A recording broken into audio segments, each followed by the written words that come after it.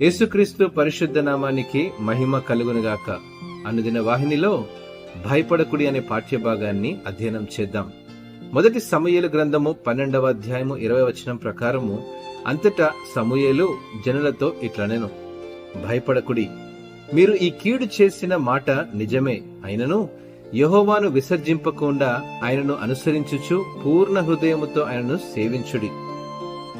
ఇశ్రాయేలు ప్రజలు దేవుణ్ణి తమ రాజుగా తిరస్కరించి బదులుగా తమకొక మానవ రాజును కోరుకున్న సందర్భాన్ని గుర్తు చేస్తుంది.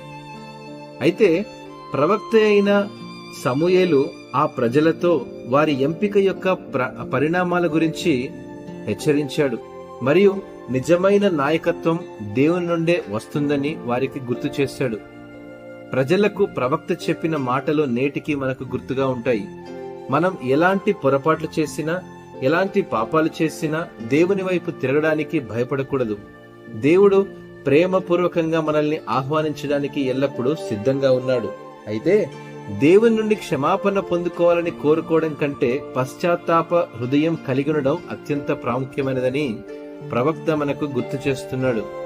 మనము మన పాత స్వభావాలను విడిచిపెట్టి మన పూర్ణ హృదయముతో దేవుణ్ణి సేవించడానికి పూర్తిగా కట్టుబడి ఉండాలి. దీని అర్థం మనం మన జీవితాల్లో దేవునికి మొదటి స్థానం ఇవ్వాలి. మన స్వంత దానికంటే ఆయన ఇష్టాన్ని వెదకాలి మరియు ఆయన ఆజ్ఞలకు లోబడి జీవించాలి.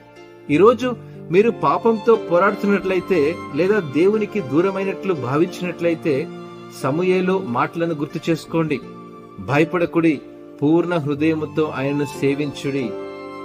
మనము మనస్ఫూర్తిగా ఆయనను అనుసరించాలని కోరుతూ ఆయన క్షమాపణ మరియు మార్గదర్శకత్వం కోసం పశ్చాత్తాపడిన హృదయాలతో దేవుని వైపుకు తిరిగి వెళ్దాం. అట్టి మనస్సు ప్రభు మనందరికీ దయచేయునుగాక. ఆమేన్.